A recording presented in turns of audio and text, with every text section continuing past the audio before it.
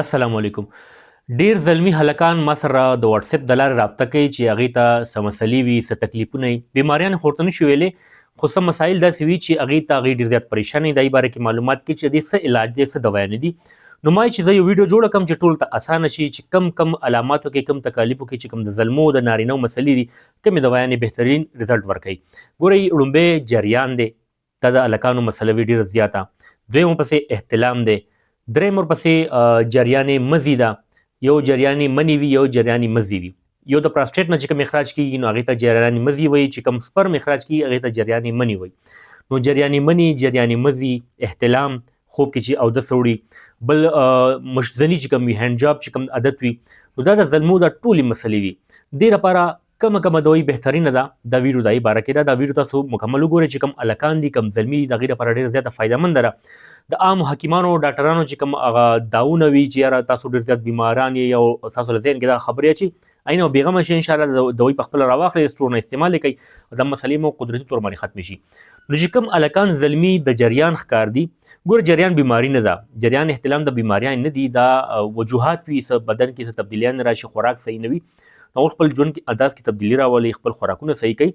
د جریان دپاره هلکانو چې کوم جریان مسلې دپاره 3 قسمه دوايانې دا تاسو راواخلئ. ایوینا سټیوا 30 کې، اسټفاس 30 کې او چاینا 30. دا 3 دوايانې دي. په سکرین تاسو ته لیکلي ښکاري ایوینا سټیوا 30، اسټفاس 30 او چاینا 30. دا تاسو سهار ماښام 15 کترې یا 10 کترې یا ګوټو بوګی اچوئ، په نهاره مړه دواړه استعمال کولی شي او مسلسل یو 15 ورځې استعمال کوئ، انشاءالله د جریان مسله به تاسو ختمه شي. په دویم نمبر باندې هلکانو ته احتلام مسله وي، نایټ فال چې ورته وایي، په خوب کې اودس اورېدل یا خوب کې شیطان راتلل. نو دا هم بیماري نه ده، څه پریشانۍ خبره نه ده، خو بیا هم تاسو د تکلیف وي نو دې لپاره بهترین دوايي چې کوم ده هغه اسټفاس 30 او سیلینیم 30. دا 2 دوايانې تاسو ټول نه راواخلئ، اسټفاس 30، سیلینیم 30، او دا سهار ماښام تاسو 10 کترې دې نه اوبو کې اچوئ، په نهاره مړه دواړه استعمال کولی شئ. نو انشاءالله څو ورځې کې دننه بس تاسو د احتلام مسله قدرتي طور باندې ختمه شي. په دریم نمبر باندې د جریان مزي چې کوم وي، چې کوم پراسټیټ مسلې دي، هغه چې چا وي او هغې اخراج کیږي، نو هغې لپاره هم پریشانۍ څه خبره نشته. تاسو اوبو مقدار لږ سیوا کوئ او ایکسرسایز کوئ، خوراکونه لږ صحیح کوئ، نو دا خپله ختمیږي. خو هغې لپاره بهترین هومیوپیتھک ریمډي چې کومه ده هغه ده توجا 30 او کونیم 30. دا دواړه دوايانې تاسو راواخلئ او سهار غرمه ماښام 15 کترې دې نه استعمالوئ، انشاءالله څو ورځو کې دننه ستاسو سره مسله قدرتي طور باندې د دوایي استعمال سره ختمه شي.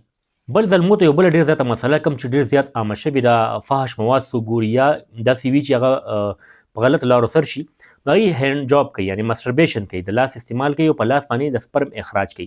دا ډېر بد عادت دی، دې سره ویکنس راځي، جسماني کمزوري راځي، نور مسایل هم سره راځي. نو که چېرې تاسو دې عادت نه اورېدل غواړئ، نو دې لپاره بهترین خو دا تاسو همت وکئ. اول همت سره تاسو قوت ارادي چې کوم تاسو مضبوطه وي هغه تاسو وکئ او بیا دا هومیوپیتھک ریمډي استعمال کوي. دې کې 3 دوايانې دي. نو په 3 دوايانو کې لومبي نمبر چې کوم ده اسټفاس کیو به راواخلئ، مدر ټینچر به تاسو راخلئ، اسټفاس کیو، اسټیلاګو کیو، بفرانا کیو. دا 3 دوايانې تاسو ته په سکرین باندې لیکلي ښکاري. دا به سټور نه راواخلئ او دې نه به 10 کترې د یو ټایم یا 2 ټایمه استعمالوئ. مسلسل به استعمال کوئ، کم از کم 20 ورځې پورې به استعمال کوئ. کوشش کوئ فحش مواد مه ګورئ، لایف سټایل کې چینج راولئ، ایکسرسایز کوئ، ذهن بالکل پازیټیو ساتئ، نیګیټیو تاټس مه راولئ. نو انشاءالله چې کوم د مسټربیشن عادت دی، د هینډ جاب عادت دی، د لاس عادت دی، د بد عادت دی، دا به ختم شي. د دې په وجه چې کوم ویکنس وي، کمزوري هم انشاءالله ختمه شي. زما د ویډیو مقصد دا دی چې تاسو ته ګایډلاین میلاو شي، تاسو ته صحیح معلومات میلاو شي. ځکه چې تاسو داسې عدایي کس ته لاړ شي نو هغه به تاسو ته وایي چې جریان، احتلام یا دا نور چې کوم دي دا ډېر زیات خطرناکې بیمارۍ دي. نو داسې خطرناکه بیماري دا نه ده، دا دوايانې استعمال کړئ، انشاءالله تاسو ته به الله صحت درکړي. که چېرې ستاسو ویډیو خوښ شي دا خپل ملګرو سره هم شیر کړئ او زما چینل ډاکټر شبیر پښتو خامخا سبسکرایب کړئ یوټیوب باندې داسې مستند معلوماتو ویډیو لپاره. ډېره مننه، الله حافظ.